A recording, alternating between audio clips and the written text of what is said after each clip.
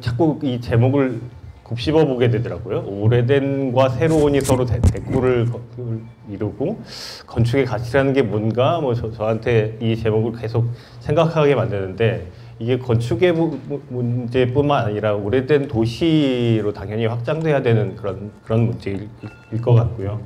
그리고 궁극적으로는 자본하고 공간이 어떻게 적절한 관계를 맺고 있을 것인가, 과연 그 자본이 그렇게 약탈적 자본만 있는 것들은 아니니까, 그리고 공간이 사람들을 행복하게 하는 것들이 기본적인 역할이라고 생각하기 때문에 이런 문제들을 제가 그냥 진솔하게 작업하면서 생각한 것들, 그리고 작업의 내용과 관련해서 설명드리겠습니다. 저는 건축사 사무소 더 사이 를 운영하고 있고, 별도로 요즘 대단히 이렇게 기분 좋게 한 1년 정도를 작업하고 있는 초현실 부동산의 책임 사원으로 있습니다. 건축사 사무소는 이해하시겠지만 초현실 부동산이 뭔가 하실 텐데, 오래된 건물들이 오랫동안 쓰여질 수 있도록 그 집의 공간, 이 히스토리를 발굴하고, 그러면은 지구 환경에도 좀 좋고, 그리고 도시의 기억 같은 것들이 쉽게 지워지지 않을 수 있겠다, 이런 생각으로 하고 있습니다. 지금은 뭐 사업 모델이 되는 것들은 아닌데 장차적으로는 그렇게 되기를 바라면서 흥겹게 일하고 있습니다. 이 세 가지의 제목에 대해서, 그래서 앞단에서는 제가 건축사 사무소 사이에 소속된 건축가로서 사람과 공간의 행복한 관계에 대한 말씀을 드릴 거고요. 왼편에 있는 것들은 이제 지금 제 사무실인데, 저희 사무실도 오래된 주택을 리노베이션하고 일부 증축하고 한 연희동의 공간에 있고요. 뭐 제가 설계한 거는 아니고 다른 분이 작업하신 데 임대해 들어가 있고, 또 오른편에 있는 저희 집이기도 하고요. 초현실 부동산이 어디 이제 공간을 두고 있는 게 회사의 형식이라기보다는 각자의 영역에 있는 대표들이 느슨하게 엮여져 있는 그런 네트워크 같은 형식인데, 법인으로 설립하다 보니까 저기에 법인을 위치해 놓고 있습니다. 첫 번째로 설명드릴 공간이 남현동에 있는 KC댁입니다. 뭐 여기 30년 전에 이쪽에다 집을 지으셔서 어린 시절에 이사했는데, 이 공간이 이제 30년이 지났으니까 40대가 된 어떤 여성분이 찾아오셔서 우리 집을 새로 짓고 싶어요라고 작년 여름에 오셨어요. 그래서 그때는 제가 저희 사무실이 이렇게 일을 더 할 여력은 아니었기 때문에 또 호기롭게 올 테면 와봐라 뭐 하면서 이제 상담을 드리는데, 저는 상담료를 받습니다. 그 전에도 뭐 리젝션 피를 받은 적은 있었는데 상담만 가지고 이렇게 상담료를 받아본 적은 없었거든요. 근데 흔쾌히 뭐 그러시겠다고 하고서 제가 이제 규모 검토에 해당하는 것들을 이렇게 그려드리고, 근데 뭐 생각이 좀 많으시더라고요. 그래서 생각이 많으시신데 그래도 맡아주시면 좋겠습니다 하는데, 제가 진짜로 할 수 있는 여력도 안 돼서 그냥 죄송하지만 이걸 가지고 다른 사무실 좀 찾아가십시오라고 말씀드렸었어요. 그 이후에 이 프로젝트가 어찌해서 다시 일을 맡게 됐고, 이 맡은 일의 한쪽 공간, 이분들이 오랫동안 사셨던 그 본체에 해당하는 주택은 초현실 부동산에서 곧 이제 공식적으로 중개를 하게 될 그런 예정입니다. 아시는 분은 아시겠지만 예술인 마을이라는 게 60년대 후반에 생겨져서 그 60년대 후반서부터 이분들이 입주해 오신 90년대 초반까지 이렇게 마을이 형성되어 있어요. 그래서 사당역에서 남서울 시립미술관으로부터 해서 쭉 올라오다 보면 뭐 이렇게 있는 데인데, 지금은 이제 막 밀도가 높아져서 주변에 다 다세대 주택이 되고 서로 이웃 간에 주차 문제로 싸우고 뭐 이런 일들이 벌어지고 있는데, 이 공간을 떠나기 싫으신 분들이었던 거예요.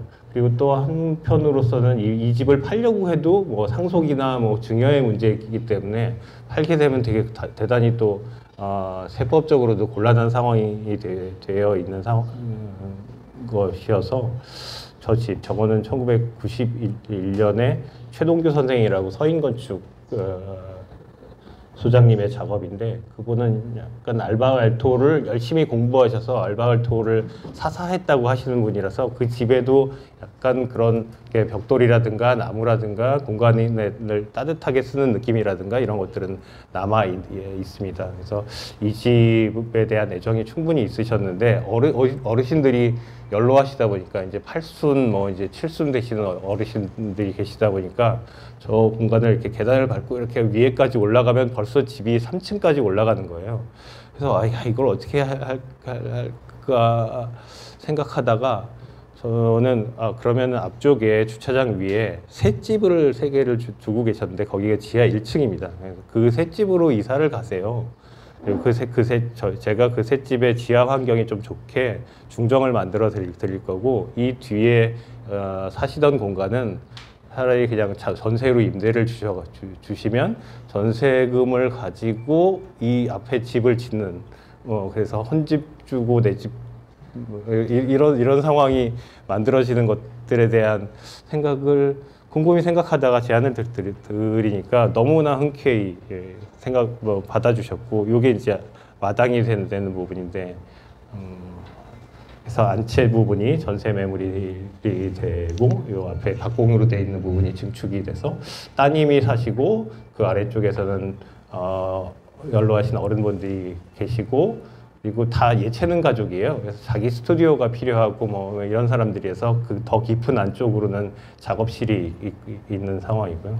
이게 이제 어머님 되시는 분이 계속 원래는 기본적으로는 이제 회화를 하시는데 도자도 배우시고 뭐 조각도 좀 배우시고 뭐 해서 만들어진 거고요. 이게 이제 어머님 그림이 되죠. 그래서 그 어머님 그림에 이제 본인이 약간 시 같은 이 집에 대한 감성이라든가 내 집의 뒷산도 내 공간인 것 같아서 항상 가서 청소를 하게 되고, 거기 있는 뭐 새들이라든가 이런 녀석들하고 교감한다, 이런 내용의 시를 써주셔서, 요거는 이제 일종의 표현실 부동산의 예고편입니다. 그래서 표현실 부동산 홈페이지나 아니면 뉴스레터, 그리고 구독과 좋아요가 필요한 유튜브에 가시면 찬찬히 보실 수 있을 거고요. 보시면 여기에 제가 가족분들께 처음 한번 편지를 써요. 저는 프로젝트를 시작할 때쯤 어떤 컨셉이라고 하나? 처음에 드는 일감이 딱 들었을 때, 이런 생각으로 제가 작업을 시작하겠습니다. 그리고 작업의 프로세스는 이렇습니다라는 안내문 형식으로 편지를 드리고, 요거는 이제 허가 접수한 다음에 이제 시공을 앞두고 있고 디테일한 부분들을 좀 정리해야 되는 시점에서 이 프로젝트가 처음 어떻게 연이 돼서 여러분들과 만났고 어떤 마음으로 계속 작업을 할 건지에 대한 내용들을 전해드리는데, 이 중간에 보면 리노베이션에 대한 그냥 근본적인 좀 낭만적이라고 생각하실 수도 있는데, 환경에 대한 생각 이런 것들을 전해드렸더니 또 바로 다음날 답장을 주셨어요. 그래서 유로님이라는 분이 이제 큰 따님이 되시는데 패션 쪽을 하시는 분인데, 이분도 거기에 대해서 공감하면서 글을 주시고, 맨 마지막에는 이제 또 어머님께서 시처럼 이 프로젝트에 대해서 답장을 주신 이런 내용입니다. 약간 건축하는 행복감 중에 하나가 이렇게 좋은 사람들을 만나서 공간을 매개로 같이 이렇게 교감할 수 있다라는 지점. 늘 그렇지는 않은데 요즘 제가 복이 많아서 개인 클라이언트 일들은 다 좋은 분들과 힐링하면서 작업을 하고 있습니다. 이것도 리노베이션이고, 더듬어 제가 이제 리노베이션을 했었던 것들을 생각해 보니까 이게 2012년에 처음 리노베이션을 했었던 건데, 저건 그냥 임대용 건물이었어요. 패션 디자인 하시는 분이, 이것도 패션 디자이너네요. 이제 연세가 좀 있으신 분이 부부 패션 디자이너인데, 얘는 수익 목적으로 이 프로젝트를 제안을 하신 건데 오랫동안 그냥 돈 벌었을 때 사놓은 빌딩이 낡고 막 지저분해지니까 저 공간을 한번 리노베이션해서 본인들이 이제 쓰시겠다. 오랫동안 외국에 나가 계시다가 다시 새로운 브랜드를 런칭하려고 하면서 일부분은 저층에는 카페, 중간층에서는 이제 디자이너들의 사옥, 맨 꼭대기층에는 디자이너의 이제 개인 작업실 이런 구성으로 해서 리노베이션을 했고 이걸 사진을 제대로 못 찍어서 제가 찍은 사진이긴 한데 이렇게 한번 정리를 해주셨어요. 그래서 이분들이 작업을 하시다가 사실은 이거보다 조금 증축하는 안을 요구하셨고 증축하는 과정에서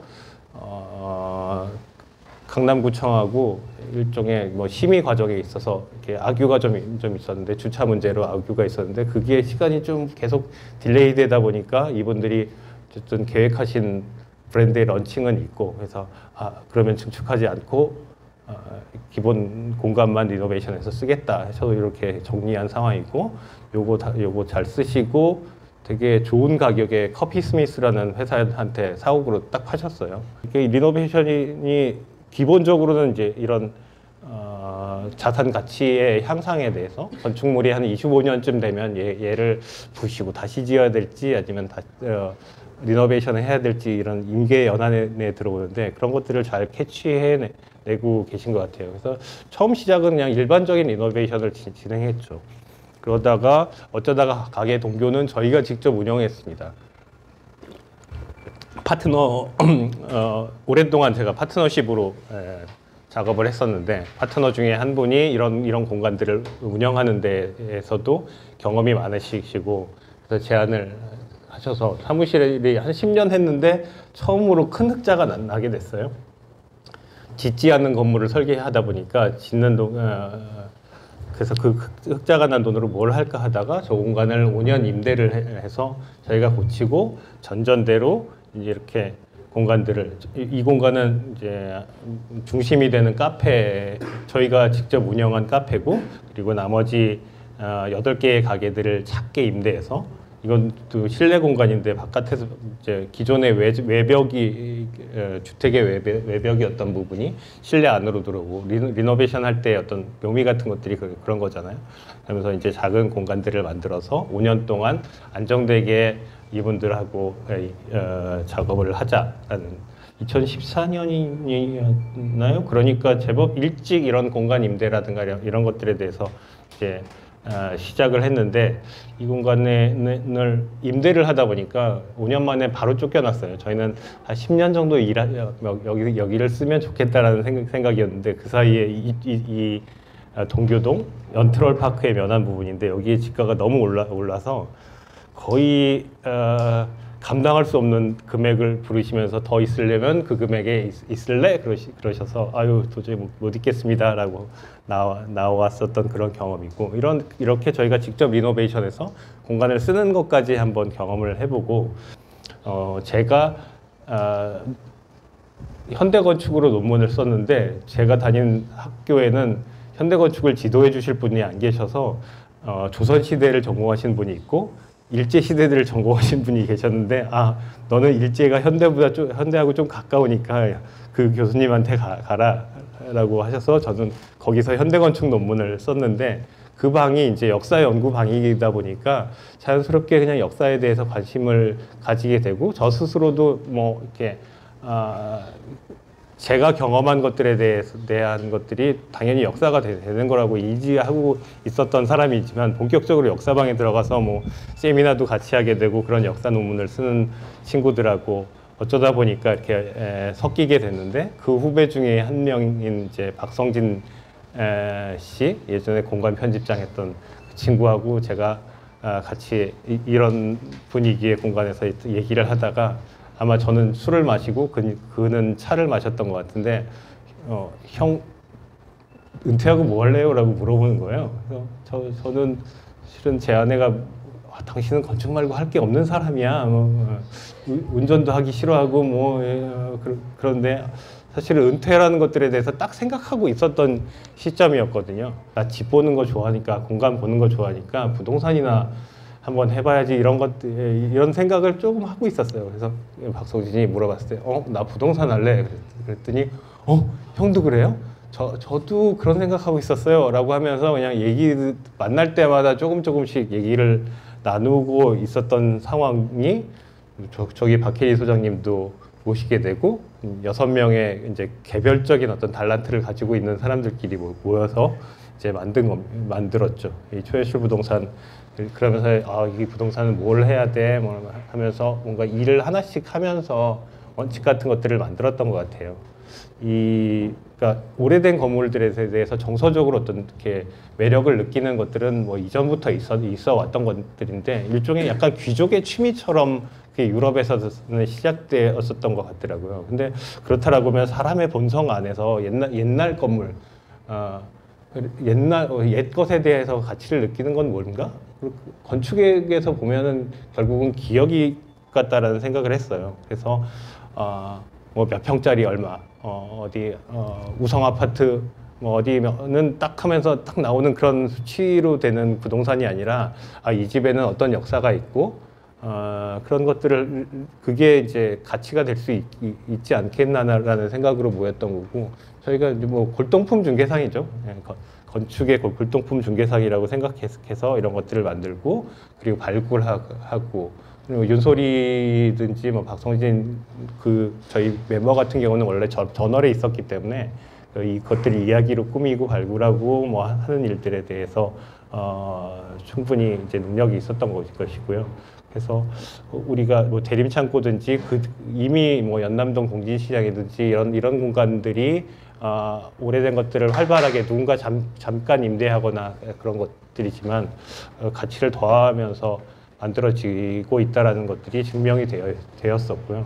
그러면 우리는 처음에 앞단에서 뭔가 공간의 히스토리를 발굴하고 그것들을 중개하고, 그 집의 가치를 좋아하는 사람이죠. 그래서 그 집의 원형이 크게 훼손되지 않는 원칙을 가진 사람한테 연결해주는 중개를 하고, 그 이후에 뭐 가능하다면 다시 그것들을 운영하거나 약 10년 후에는 직접 개발에 뛰어드는 회사가 되면 좋겠다. 그러면 나의 65세 이후에 은퇴기에도 뭐 다시 제2의 삶을 살 수 있지 않을까라는 뭐 그냥 개인적인 그런 생각을 가지고 스텝 1, 스텝 2, 스텝 3 해가지고 지금은 기본적으로 이제 발굴을 하는 단계이고요.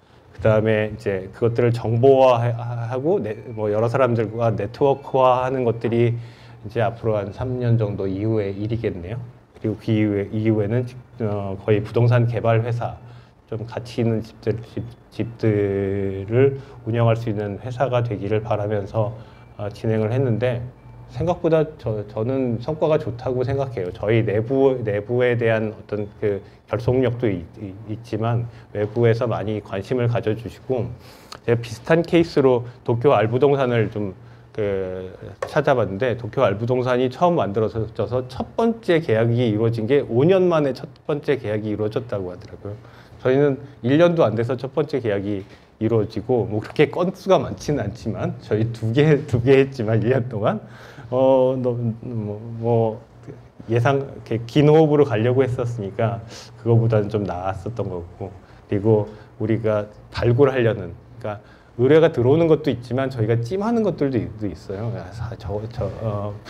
네이버 부동산을 쭉 찾다가 같이 공동 중개하실래요라고 이제 제안을 드리는 것들도 있고, 그리고 아시는 분의 어떤 집에 대해서 그냥 제안을 드리면서 여차여차 엮여있지는, 예를 들면 앞에 이제 남현동 주택처럼 그러다가 저희 부동산에 맡겨보실래요? 이 뜻이 같으세요? 뭐 그러면은 이제 의뢰가 들어오는 그런 형식인데, 어떤 집을 다루어야 될 것인가라고 봤을 때 70년대, 사실은 70년대 주택도 조금 너무 오래됐어요. 그래서 그쯤 되면 이제 아주 유명한 건축가 분들의 작업이라서 그것들의 가치를 이어나가는 것들이고, 일반 주택 같은 경우는 저는 내구연한이 30년 넘으면 사실은 조금 힘들다고 생각 듣는데, 그런 자잘하고 소소한 것들, 이런 것들을 중개를 하겠다.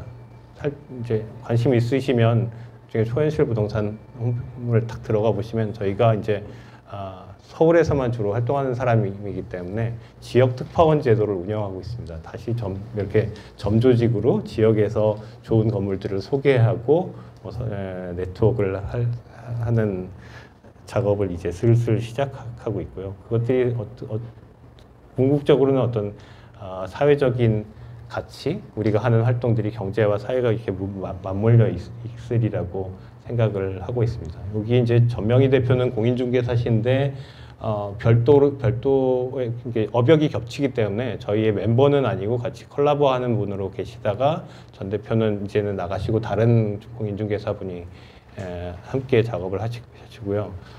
전월에 있는 사람, 도시 하는 사람들도 있고요. 뭐 행정 쪽에 있었던 사람들도 있고 디자인 하시는 분, 저는 건축가로서 역할을 하고 이런 사람들이 모여서 운영을 하고 있습니다.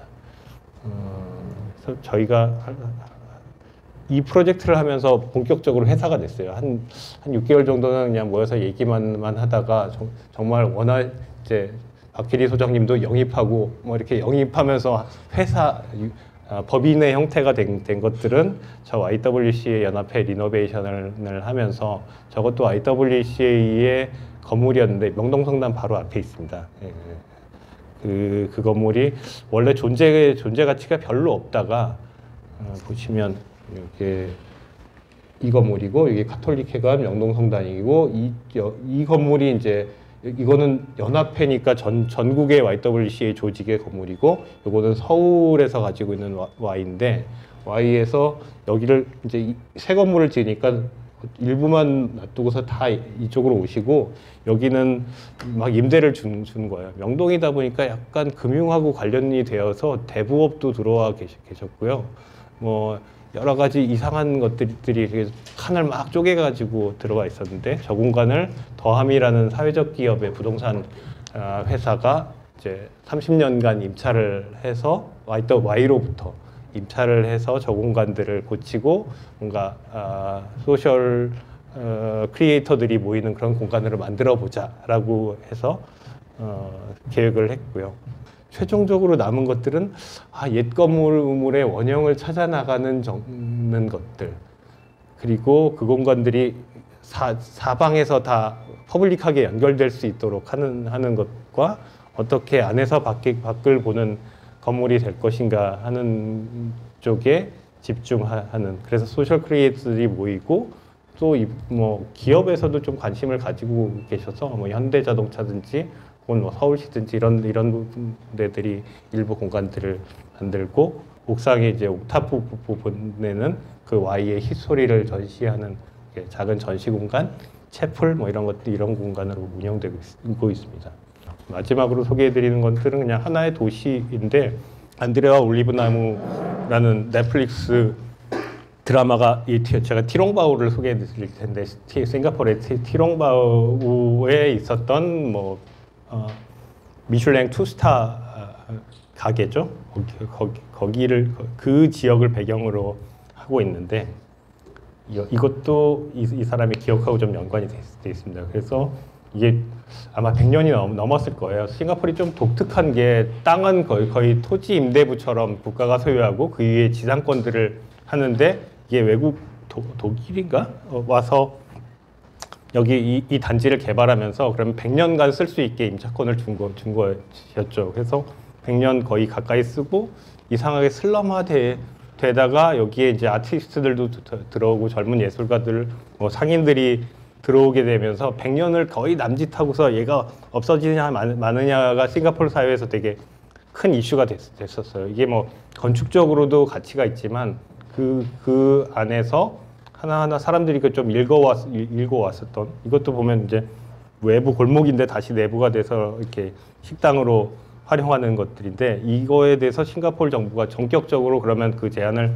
풀어서 지금도 되게 힙한 공간으로 계속 유지하고 있습니다. 그래서 이것들은 또 하나 이렇게 사회 운동도 필요하지만 지자체나 이런 정부들의 전격적인 개안 같은 것들도 좀 필요할 것 같고요. 정리를 하자면 이게 저희 집이 있는 동네인데 집을 짓기 전에 좀 리서치를 했었어요. 그 동네에 왠지 연남동이 되게 좋은데 조금 일찍 들어갔기 때문에 8년 전에 연남동의 리서치입니다.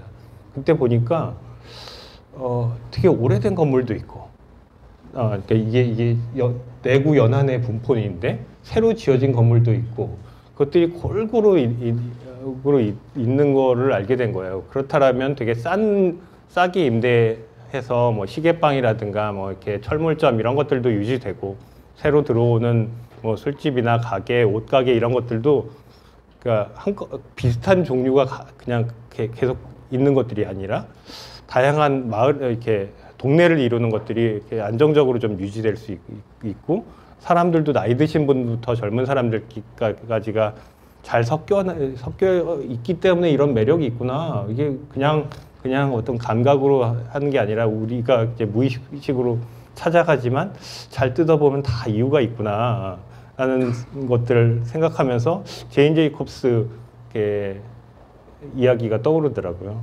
최근에 저희가 또 하나의 건축계와 우리 사회가 같이 조금 고민해봐야 될 지점이 생겼습니다. 뭐 실은 힐튼 호텔 철거의 문제죠. 힐튼 호텔 주변을 이제 원래는 중국계 부동산이 샀다가 그 다음에 그 중국계 부동산은 좀 오랫동안 여기가 만만치 않은 데인 줄 알고서 이지스에다가 팔아서 그 전 양동 지금 남은 일대가 다 이지스가 가지게 됐는데 이지스의 판단으로는 되게 용적을 적게 쓰고 있는 저희 힐튼 호텔을 이제 철거해야만 사업성이 나오게 되는 상황이 되었죠. 그래서 뭐 김종성 교수님 포함해서 뭐 건축계 전체가 오랫동안 여기에 대한 논의를 이루고 있는 상황인데 거기 그 일련의 과정으로서 디자인 공모전이 있었고요.